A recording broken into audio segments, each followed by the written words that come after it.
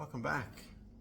I wanted to take this moment, which I had been thinking over the last couple of weeks about making a video on haemophilia, and that is a condition that I have and I've grown up with my entire life.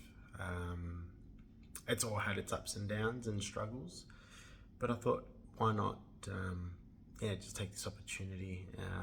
Quite fitting in that I am also in the hospital at the moment. A couple of things getting done. As you can see, my ear here, I've just had a surgery today to just get rid of a sunspot there that just wasn't anything dangerous or serious, but just didn't look quite right according to the doctors. So why not just be on the side of a precaution there and get rid of it and take it out. So a bit of time in this room, be staying here the night, so just thought, why not put this video together while I've got the right headspace to do so. Ariana's doing well, which is great, and Mum's doing fantastic. A bit hard that they will be on their own today, but nonetheless, it's not much I can do.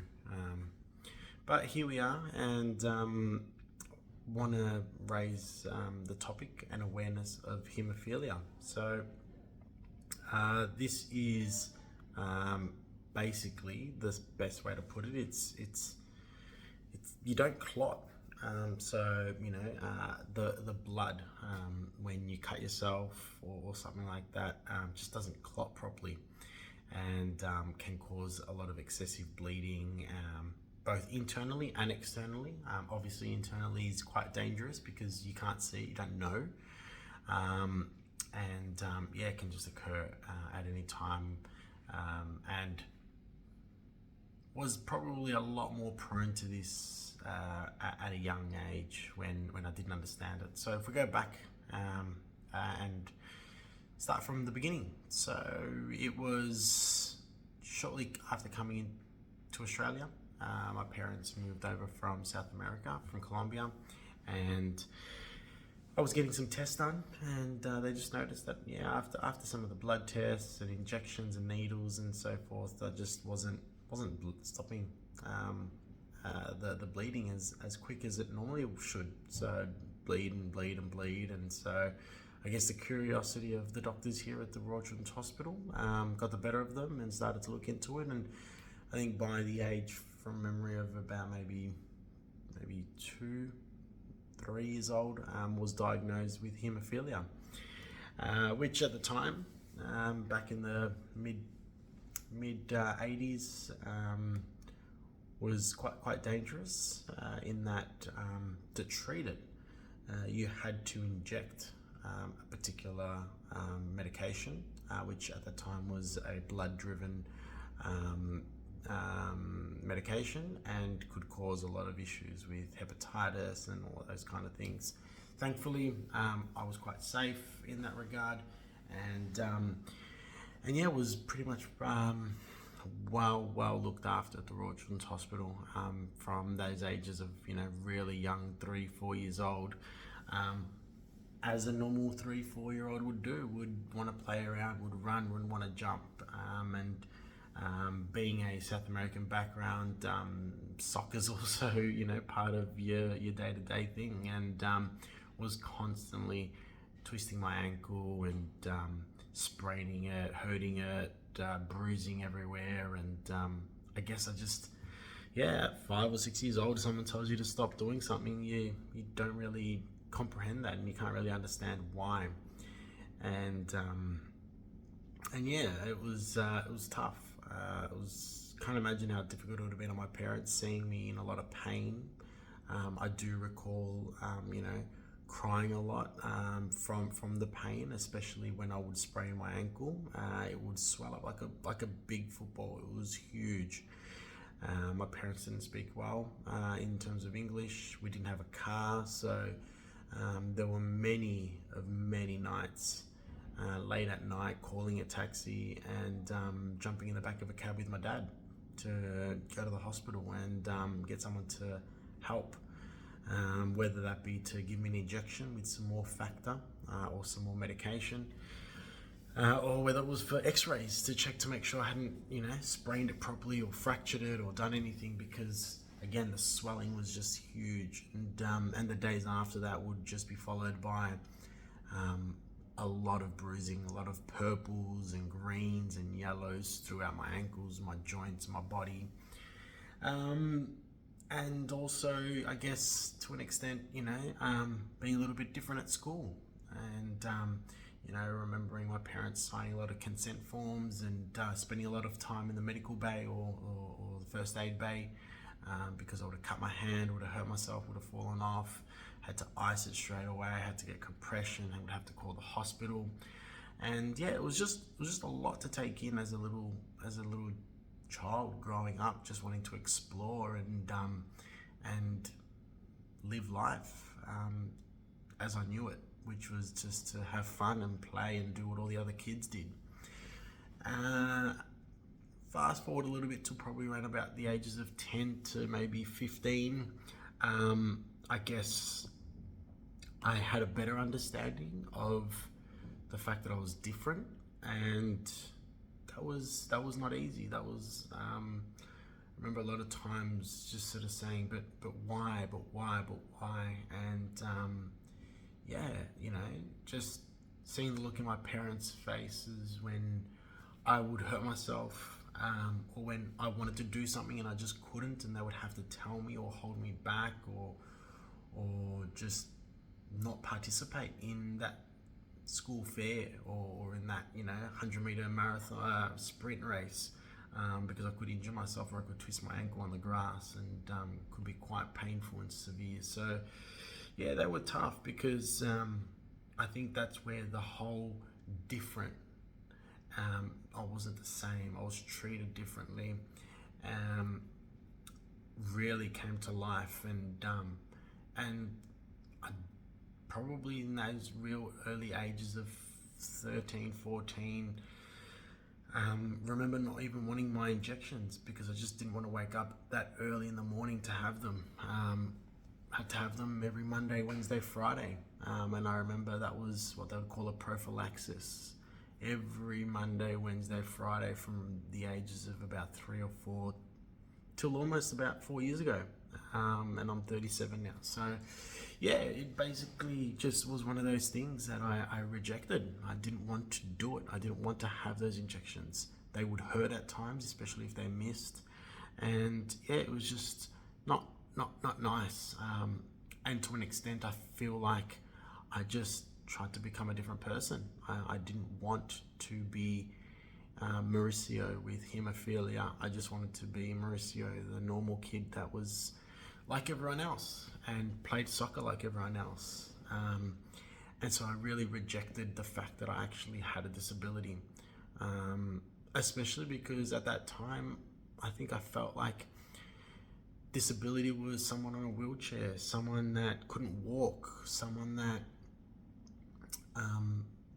I don't know, just visually, just you could see their disability, whereas for me, it was in my blood. So if I didn't actually have a bleed, and on those good days, I was normal, I was fine. I could run a marathon. I actually used to do long distance running when I was growing up. And it was just fine. So I guess I battled between those days where I was normal to the days where I actually couldn't walk, because I had a huge bruise on my knee and I couldn't bend my knee, or my elbow or my arm, I twisted it and was in a cast or in a sling. So yeah, it was quite difficult. And I remember fast forwarding a little bit more now to sort of my early 20s. I was one of the last at to leave the Royal Children's without wanting to learn how to do the medication myself and how to inject myself. And I vividly remember a nurse saying, so now that you're, finished school and you've got a job and you're making some money, and you want to do some traveling, you want to travel around the world, does that mean that your mum's going to come with you everywhere? Because otherwise, how are you going to have your medication? And it was a bit of a light bulb moment to go, well, yeah, no, actually, I don't really want that, nor will she. And so I should probably learn. And at that stage, it's when I started to click a little bit more to sort of accept the fact that I actually had a disability, accept the fact that I was different, and that I had to be a bit careful. And as I say that out loud, it's definitely comes across as easy, but I'm sure that for those mentally that just have had difficulties accepting certain things, that's not easy. It's a tough journey. It's a tough thing, because you're essentially putting your hand up and saying, hey, I'm not like you and I'm different. But now that's okay. That's okay. And I look at that time then, and could I have done a video like this about haemophilia? No, absolutely not. I didn't even want that word in my vocabulary. How did I get haemophilia? Well, in actual fact, it should be a inherited bleeding disorder. So you get it passed down to you, traditionally passed down by the females.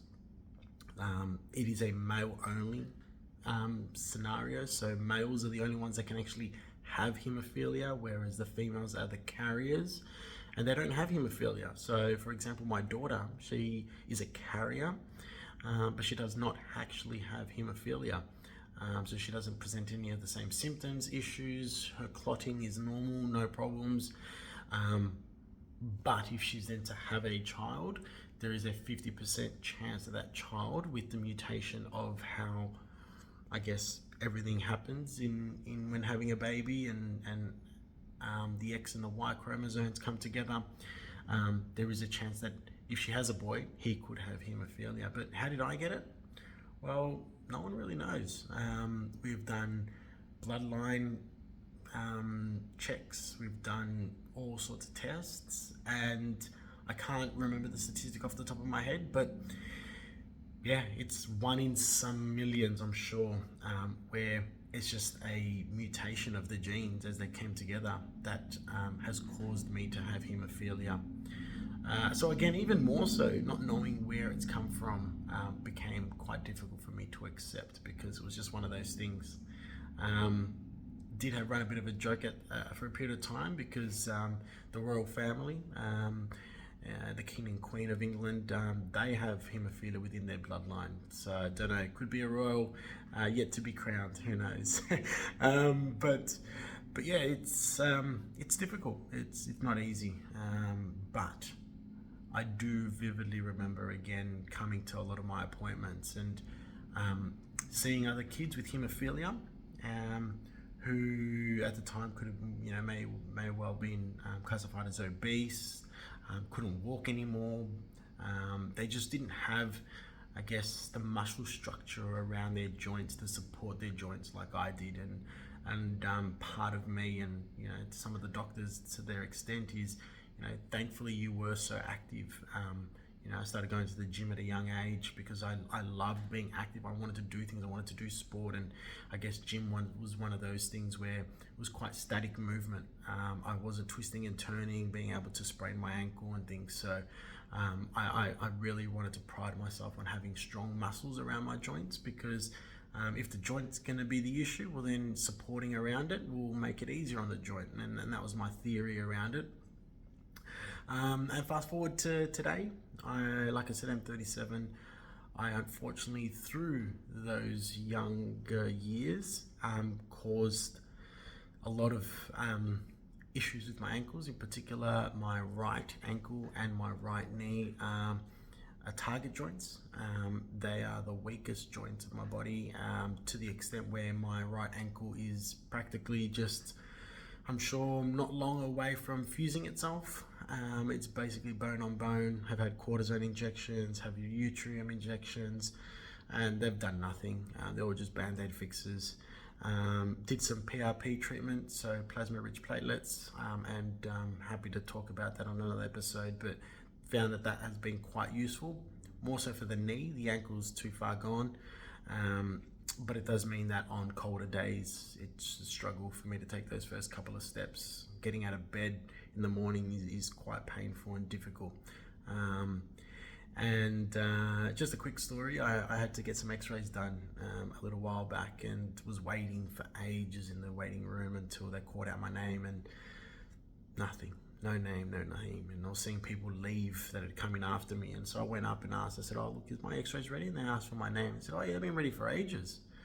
Okay, so why didn't you call me, or why didn't you say my name? Like, oh, we didn't actually think that was you, because those ankles are like a 60-year-old's ankles. Like, they're worn and they're torn, they're gone. And I'm like, yeah, thanks for that.